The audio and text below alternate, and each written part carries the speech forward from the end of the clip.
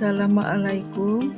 Di semester 2 ini, kita akan belajar tentang identitas diri, tindakan sosial, dan hubungan sosial.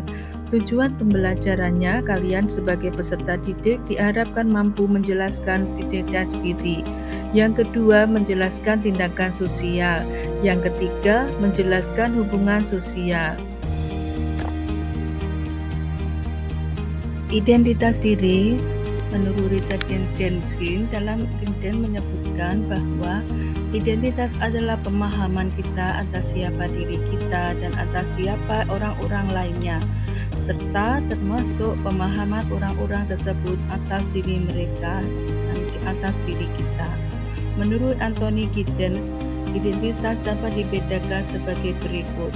Identitas primer yang terbentuk pada awal kehidupan termasuk gender, ras, dan etnis. Identitas sekunder adalah identitas yang terbentuk dari identitas primer dan mencakup juga identitas yang terkait peran dan status sosial. Identitas ini dapat berubah seiring dengan perubahan peran dan statusnya.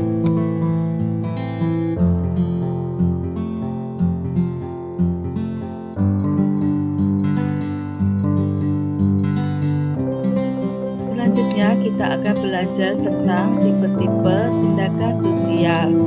Terdiri dari apakah tipe-tipe tindakan sosial itu? Mungkin di antara kalian pasti ada yang melaksanakan budaya mudik. Budaya mudik dilakukan ketika kita akan merayakan hari raya Lebaran.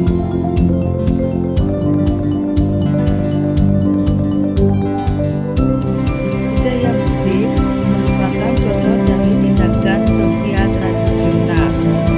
Kemudian, setiap kalian pergi keluar rumah pasti akan mencium tangan ayah dan ibu kalian. Kemudian, minta izin. Tindakan demi mencium tangan merupakan tindakan sosial tradisional. Selanjutnya, pernahkah kalian melihat seorang anak yang dipeluk oleh kedua orang tuanya atau dicium dengan kasih sayang oleh ibunya? Tindakan mereka disebut tindakan sosial afektif, tindakan yang meluapkan emosi dan perasaan seseorang. Saat ini, kakak kita sedang mempersiapkan diri untuk masuk ke perguruan tinggi. Nah, untuk mencapai tujuannya, mereka mengikuti bimbingan belajar. Kemudian ada hal-hal yang tertentu yang harus mereka pertimbangkan. Yang pertama adalah daya saing perguruan tinggi negeri yang ke-7. Yang kedua, berapa peminat pada jurusan yang mereka inginkan. Selanjutnya, bagaimana dengan prospek kerja di masa yang akan datang. Dalam keseharian kita sebagai umat muslim selalu melaksanakan sholat 5 waktu atau beribadah di gereja untuk saudara kita yang bernasrani atau bersembahyang di pura bagi mereka yang beragama Hindu dan beribadah di wihara untuk mereka yang beragama Buddha. Tindakan-tindakan mereka disebut tindakan sosial yang berorientasi nilai, terutama untuk melaksanakan suatu tindakan untuk melaksanakan nilai-nilai keagamaan. Nah, apakah interaksi sosial itu? Apakah orang yang berpapasan termasuk interaksi sosial? Orang yang berpapasan tidak termasuk interaksi sosial.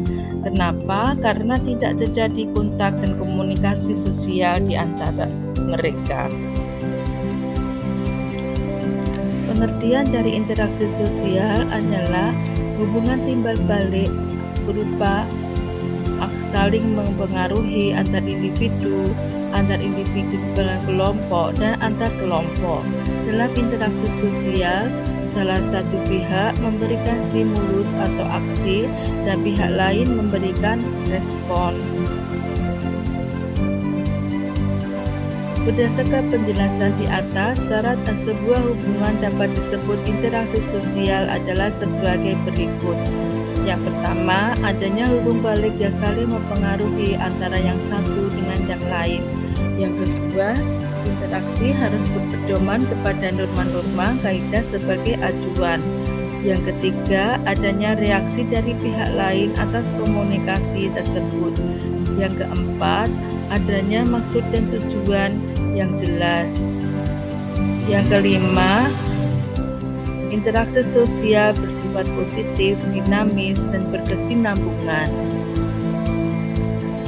Hubungan sosial secara umum dapat terjadi antara individu, antar individu dan kelompok, serta antar kelompok. Interaksi sosial antara individu dapat bersifat positif maupun bersifat negatif. Interaksi sosial juga dapat terjadi meskipun orang-orang bertatap muka dan berhubungan secara lisan.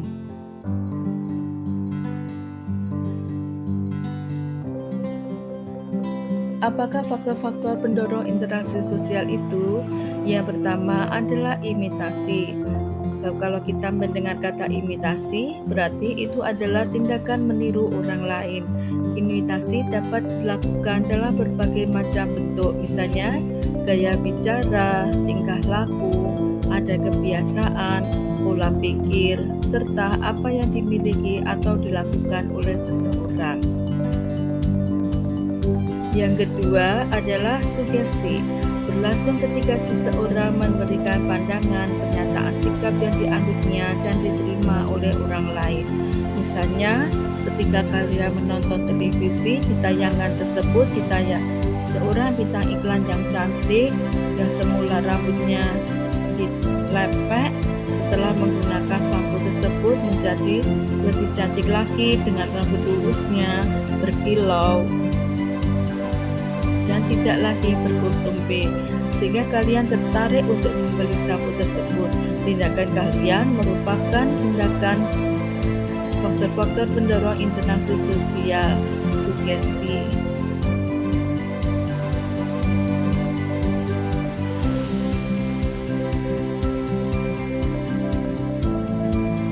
Yang ketiga adalah identifikasi, merupakan kecenderungan atau keinginan seseorang untuk menjadi sama dengan pihak lain.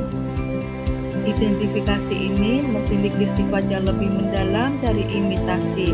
Misalnya, seseorang yang mengidolakan Michael Jackson, dia akan meniru mulai dari gaya rambutnya, gaya pakaiannya, dan tariannya. Faktor pendorong hubungan sosial yang keempat adalah simpati, kondisi ketertarikan seseorang kepada orang lain. Ketika bersimpati, seseorang menempatkan dirinya dalam keadaan orang lain, sesuai yang dialami dan dipikirkan.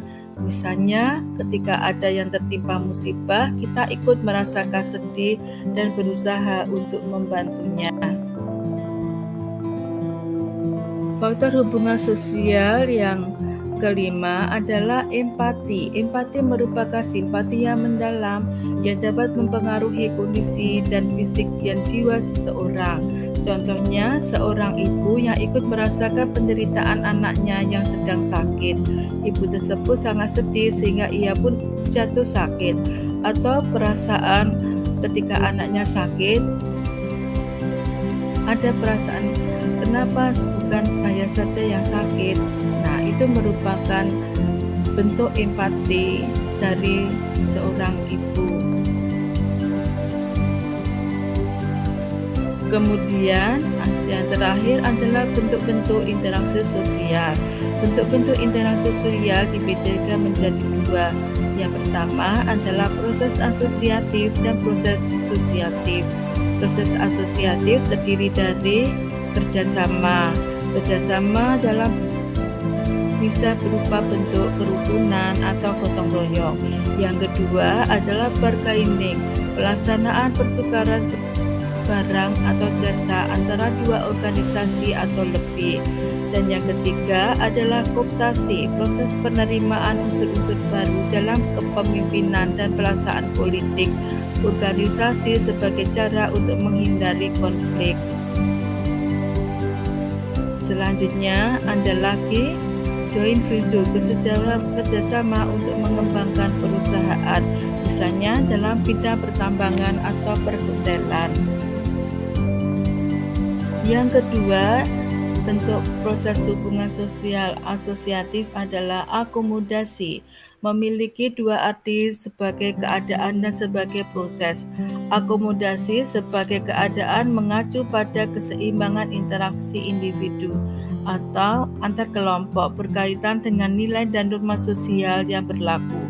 Beberapa tujuan akomodasi antara lain sebagai berikut: menghasilkan sintesis atau titik temu antara beberapa pendapat yang berbeda agar menghasilkan pola yang baru, mencegah terjadinya pertentangan untuk sementara, mengadakan kerjasama kelompok sosial yang terpisah akibat adanya gangguan sosial dan psikologis atau kebudayaan. Contohnya, kerjasama antar individu yang berbeda kasta. Selanjutnya adalah mengusahakan peleburan antara kelompok sosial yang terpisah. Proses hubungan sosial asosiatif yang ketiga adalah asimilasi. Usaha untuk mengurangi perbedaan antara individu atau antar kelompok guna mencapai satu kesepakatan berdasarkan kepentingan dan tujuan bersama. Dalam asimilasi terjadi proses identifikasi diri dengan kepentingan dan tujuan kelompok. Apabila dua kelompok melakukan asimilasi, maka batas antara kelompok akan hilang, keduanya melebur menjadi satu kelompok yang baru. Asimilasi ini misalnya bisa disebut juga dengan pembauran. Yang keempat adalah akulturasi. Akultur berpadunya dua kebudayaan yang berbeda dan membentuk suatu kebudayaan baru dengan tidak menghilangkan ciri kepribadian masing-masing. Pernahkah kalian melihat Masjid Kudus atau akulturasi Candi Borobudur? Merupakan perpaduan antara kebudayaan India dan kebudayaan Indonesia. Demikian juga musik keroncong, perpaduan antara musik Portugis dan perpaduan musik Indonesia. Proses hubungan sosial yang kedua adalah proses hubungan sosial disosiatif, terdiri dari persaingan, konflik dan pertentangan, serta kontroversi. Persaingan adalah perjuangan berbagai pihak untuk mencapai tujuan tertentu. Persaingan mempunyai dua tipe, bisa pribadi dan bersifat non-pribadi. Persaingan pribadi, contohnya ketika kita saling berlomba untuk meraih peringkat satu paralel.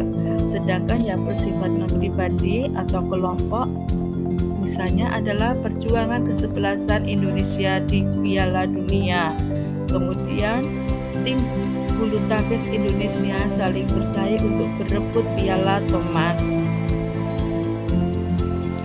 Yang kedua adalah kontroversi. Pada hakikatnya, kontroversi merupakan bentuk proses sosial yang berada antara persaingan dan pertentangan. Kontroversi yang ditandai dengan ketidakpuasan seseorang, perasaan tidak suka yang disembunyikan, kebencian, keraguan-raguan terhadap kepribadian seseorang. Contohnya, dalam kehidupan sehari-hari, ketika kalian mengadakan rapat dalam kelas, kemudian salah satu di antara teman kalian mengusulkan, tapi karena usul itu tidak bisa diterima, sehingga bisa saja muncul perasaan tidak suka. Kontroversi juga bisa dapat berbentuk intimidasi, penyebaran isu, fitnah terhadap seseorang.